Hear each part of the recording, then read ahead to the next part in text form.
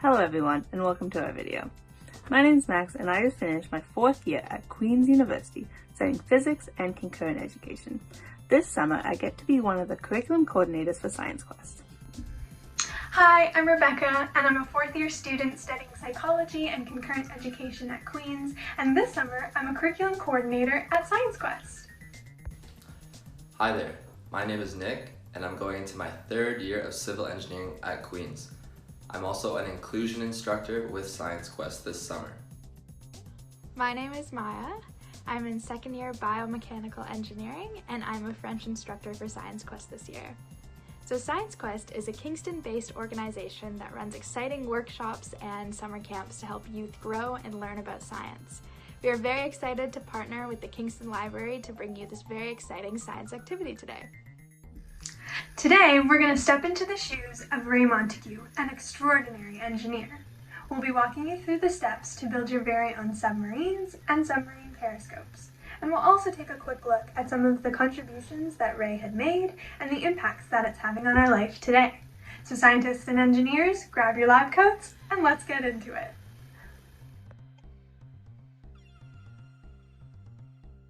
Before we take a deep dive into the science of submarines, we're going to take a look and see who Raye Montague was. She was a woman and an engineer that never gave up on her dreams. She was born in 1935 in Arkansas, which is located in the United States. She became fascinated with ships after seeing a submarine that had been used in the Second World War. From the moment she laid her eyes on the submarine, she knew that she wanted to be an engineer. However, Raye had a lot of obstacles in her way to become an engineer. Because of her race and her gender, a lot of people didn't think she was responsible or capable enough to become an engineer. But that didn't stop her from chasing her dream. Raye worked hard as a typist for the US Navy during the day and completed computer programming classes at night. She wasn't allowed access to the computers at work, so she learned by watching over the engineers and computer programmers to understand how the computer systems operated. Although computer systems were used, they were not nearly as complex or capable as computers that we have today are. In the 1970s, which is when Raye worked for the Navy, ships had to be drafted by hand into blueprints. Now this was a really time-consuming process. No one had successfully designed a computer program that was able to draft a ship, at least not until Raye came along. One day in the 1970s, Raye had her chance to shine. Many of the engineers and computer programmers had become overwhelmed with illness and they were unable to come into work. But there was a super important project that needed to get done. Raye, not afraid of making mistakes, disassembled a Navy computer and reassembled it in the hopes of creating a computer program that would allow her to design a ship. And you know what? She did it in under 19 hours, which is pretty incredible considering that normally it would take multiple men 2 years to draft a ship by hand, and she was able to do it with the help of a computer in 19 hours.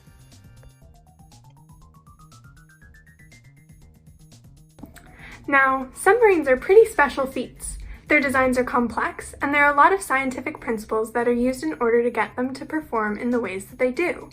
We know that boats can float in water, but submarines are extra special because not only can they float, but they can also be submerged underwater. Whether an object sinks or floats depends on the density of the object.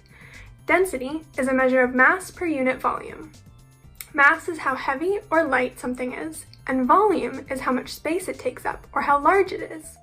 This means that if an object is heavier for its size or for the space it takes up, it will cause it to sink. If an object is lighter for its size or the space it takes up, then it'll float. Now, boats and submarines are pretty heavy, but they're also really big. So for their size, they aren't very heavy. And due to their low density, they can float. For a submarine to submerge, it needs to increase its density. One way this can be done is to increase its mass.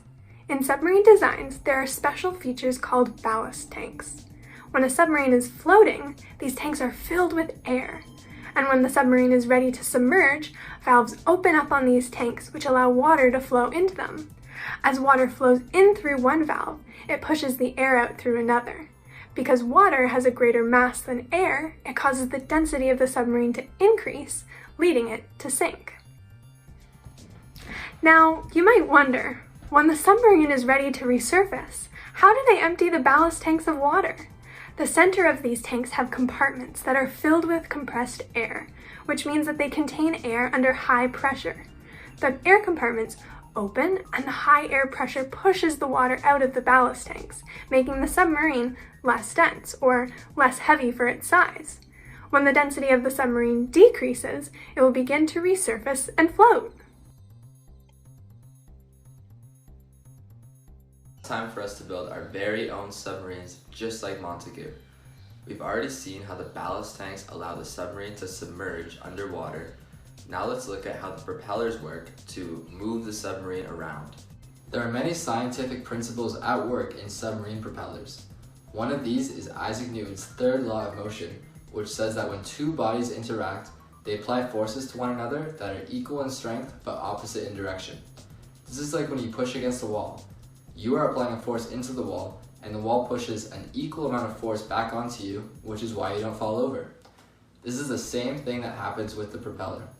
As it rotates, the propeller creates rotational power that turns into linear thrust. This thrust, or force, pushes back against the water, and the water in turn pushes back against the submarine and propels it forward. Propeller design is so important to governments using them that it is one of the most secretive aspects of submarine technology.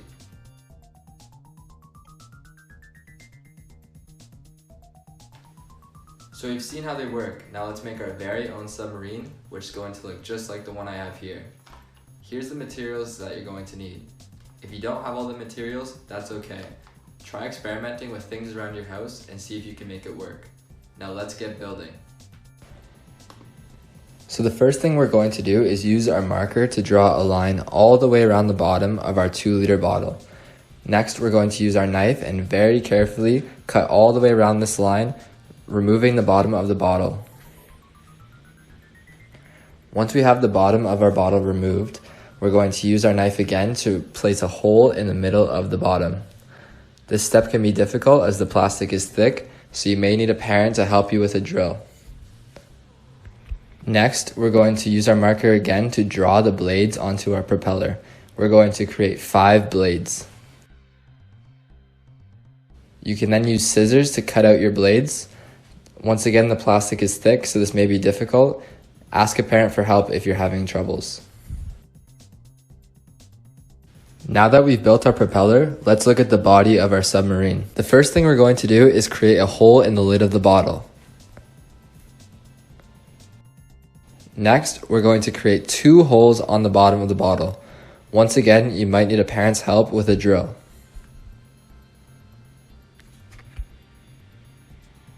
Set your bottle aside and grab your paper clip. Unfold it as I've shown here, keeping one end with a bit of a hook. Put the end with the hook into the center hole of the bottle.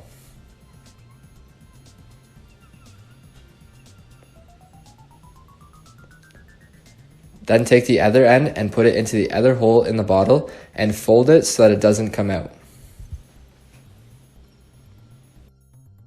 Unfold your other paper clip completely, leaving a hook on one end to secure your rubber band to. Drop the rubber band into the bottle and loop it onto the other paper clip.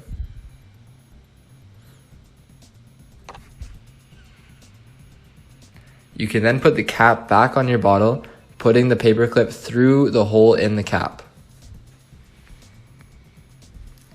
Next, we're going to attach the propeller to the body of our submarine. Put the paper clip through the hole in the center of the propeller and then bend the paper clip to secure it. Test out your propeller to make sure that it can spin freely without being obstructed. Next, we're going to use the plastic ruler to give our submarine some fins. Attach the ruler to the submarine using the 2 rubber bands as shown.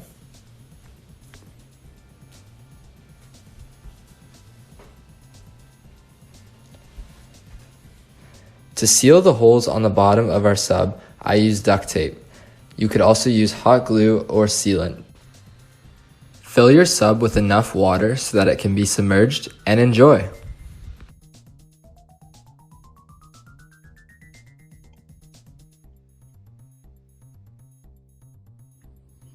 So now that we've built our own submarines and we've learned about ballast tanks and propellers, let's take a look at one more part of the submarine, the periscope. Periscopes stick out from the top of the submarine and allow crew members to look around to see if anything or anyone is in their way. Periscopes make use of mirrors to reflect the light from the outside down through the shaft of the periscope and into the eye of the crew member looking out. So now we built our own submarine, how about we build our own periscopes to go along with it? So I have mine already built here. Now these are the materials that you're going to need. If you don't have any of them, feel free to get creative and use what you have at your disposal. Let's get started. Grab your empty and clean carton of milk, juice, or cream, as well as your scissors. We are going to use our scissors to carefully cut along 3 of the edges on one side of our carton. We need to be careful when using our scissors, so ask a trusted adult or a parent for help if you need it. Once you've made the cuts, you will have a flap. This is going to allow us to attach our mirrors to the inside of our periscope. Next, we're going to cut out 2 small windows in either side of our periscope. One will be at the front and near the top, whereas the other is going to be at the back and near the bottom. These will be what allow us to see from the bottom of our periscope through to the top, just like in a submarine where the crew on board can look up and see above the water. Now, let's make our mirrors. You're going to need your disc, a ruler, a pen, pencil, or marker, as well as your pair of scissors once again. We're going to take our ruler and lay it over the center of our disc. Next, grab your marker and draw a line across both the top and bottom of the ruler so that you have split your CD into 3 sections. We're going to repeat this with our ruler facing the opposite direction. This will then have our CD cut up into 9 small sections. We're going to now cut out 2 of the rectangular sections for our mirrors. To make this easier as well as safer, you can take a hairdryer or a cup of hot water to warm up your disc. This makes it more flexible and easier to cut through. Once your disc is warm, take your scissors and carefully cut out 2 rectangle mirrors. One will be used at the top and one will be used at the bottom of your. We now need to create mounts for our 2 mirrors to sit on inside the body of the periscope. To do so, grab some cardboard, a pair of scissors, and a ruler. Now grab your carton and measure the width of the bottom of the opening. We're then going to take this measurement and cut out 2 pieces of cardboard that are the same width as the carton. We can then repeat this step with the length so that your carton and the piece of cardboard are able to slide together through the flap that we made earlier. Now time to attach our mirrors to the mounts. I'm going to use duct tape to do this, but you can use any other form of tape or even glue. So take a piece of tape and fold it into a loop or a donut shape so that it's sticky on both sides. Stick it to the back of the mirror and then push it firmly onto the center of your mount. Do this with the other mirror and piece of cardboard so that you have 2 identical pieces. Now it's time to take our 2 mounted mirrors and place them inside our periscopes. One will go near the bottom on a 45-degree angle with the mirror facing up, whereas the other will be placed at the top once again at a 45-degree angle, this time with the mirror facing down. You want to do your best to place your mirrors so that they are aligned with the 2 little windows that we cut out earlier, so when you look through the bottom, you're able to see through the top as well. Now let's close up our periscope. Take your tape and reattach the flap we cut out earlier. All that's left to do is decorate. Feel free to get creative and make your periscope your own. And now you have your own working periscope that you can use to help you see over things. Remember to decorate it and make it your own and let us see what you've created.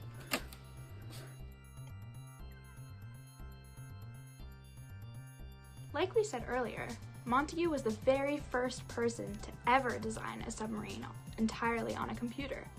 Before, it used to take engineers up to 2 years to work on one design, and Montague did it in just 19 hours. Now, designing on computers is something engineers do every day. This is called computer-aided design, or CAD. Using CAD, engineers can make a 3D drawing of whatever they want to build before they ever even have to build it in real life.